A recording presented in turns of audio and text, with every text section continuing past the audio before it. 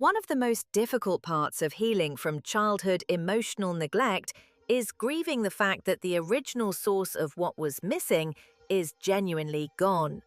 That specific childhood, with those specific people, at that specific developmental stage, will not recur and cannot be revisited to be done differently.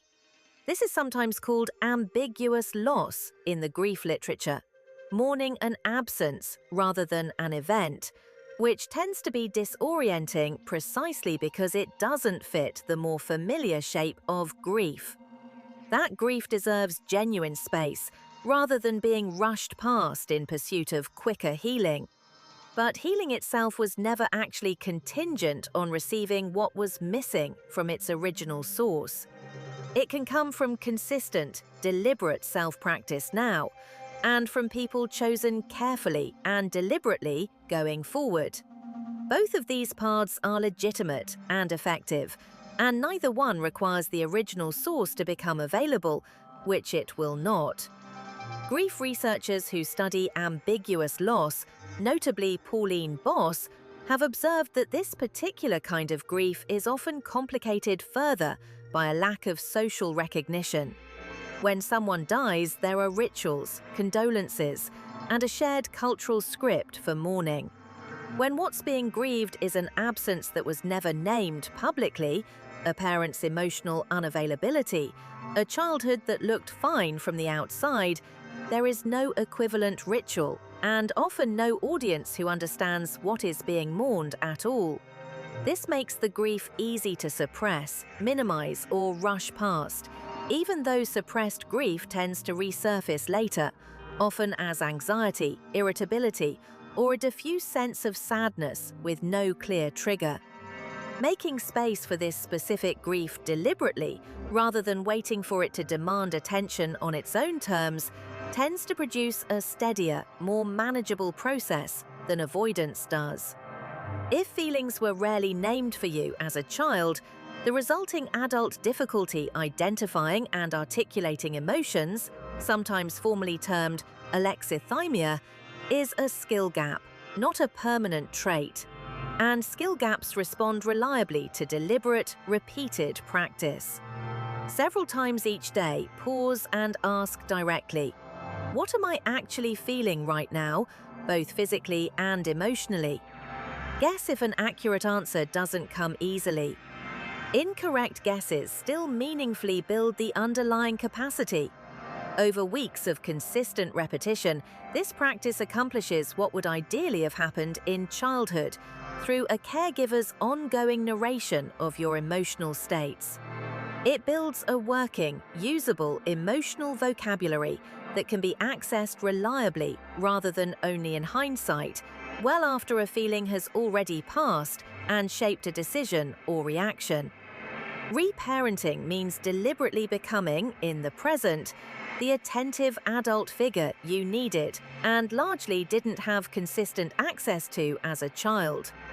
In concrete terms, this means noticing the harsh, dismissive internal voice that tends to show up automatically after a mistake, and consciously choosing to offer a kinder, more attuned response instead. Specifically, the sentence you would offer a child you loved who had made the exact same mistake. This practice feels artificial and effortful at first, and that is a normal, expected part of the process rather than a sign it isn't working. Every genuinely new psychological skill feels artificial before it becomes automatic. This is a skill like any other, learnable at any age, and the discomfort of practicing it is not evidence of doing it wrong. A useful starting exercise is to write a short letter addressed to yourself at the age you most needed support, in the voice of the calm, attuned adult you're building.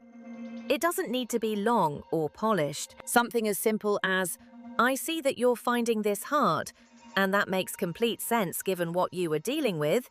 You don't have to handle it alone, can be surprisingly powerful the first few times it's read aloud, precisely because it is often the first time that sentence has ever been offered, by anyone, including yourself. Repeating this kind of practice regularly, even briefly, begins to shift the internal tone from harsh and dismissive toward attentive and steady. The exact shift reparenting is aiming for.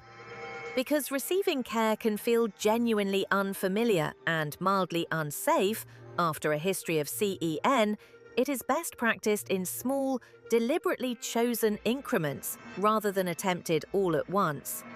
Accept a compliment with only the words, "Thank you," resisting the urge to deflect or minimize it. Allow someone to help carry something you could technically manage alone. Say yes to an offer of support you would ordinarily decline out of habit. Each small act of deliberately letting something good in retrains a nervous system that previously treated care as suspicious or unsafe by default. Over time, and with enough repetition, receiving can shift from feeling threatening to feeling merely unfamiliar, and eventually to feeling genuinely comfortable, though this shift is gradual and should be expected to take real time rather than resolving after a handful of attempts. Healing from CEN also depends on actively and deliberately choosing, in the present and going forward, people who can meet emotional needs in a way the original environment did not. Not with perfection, which no relationship reliably offers, but with genuine consistency and demonstrated effort over time. In practice, this sometimes means setting a boundary with someone who is not able to offer that consistency, however difficult that boundary is to hold. It also frequently means staying present a little longer than feels instinctively comfortable with someone who can offer real attunement, even when that presence feels unfamiliar or mildly frightening, precisely because it is unfamiliar.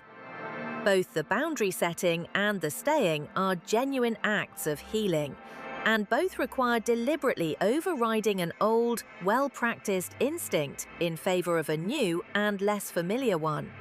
One practical way to evaluate whether someone is likely to offer genuine emotional consistency is to notice how they respond the first few times you express a need or a difficult feeling, rather than waiting to see how they behave during a crisis. Do they ask a follow-up question or move the conversation along quickly? Do they seem mildly put out or genuinely curious?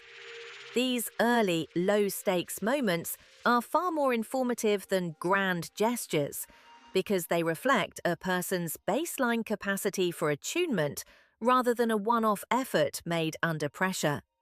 Looking for this pattern deliberately, rather than hoping it will simply become obvious over time, can meaningfully shorten how long it takes to identify who is actually safe to lean on. None of the practices described in this video resolve fully within a single week, or from watching a handful of videos, however useful those videos might be as a starting framework. This is not a failure of the process. It accurately reflects how psychological repair actually works after years, often decades, of an emotional need going unmet. Meaningful progress in this domain tends to look like a gradual increase in ease and capacity over a period of months, not a single dramatic transformation. This week, Series 14 named a wound that a great many people spend an entire lifetime feeling without ever being able to properly diagnose or discuss. Across these 3 long-form videos, we've moved from understanding childhood emotional neglect clearly, through seeing precisely how it reshapes adult relationships, to building a concrete, practical framework for actively healing from it. You now have language for the experience, and you now have specific, learnable practices to draw on. What you build from here, with both of those tools in hand, is entirely yours. Thank you for spending this week with us. This has been Healing Through Thoughts, and we'll see you in next week's series.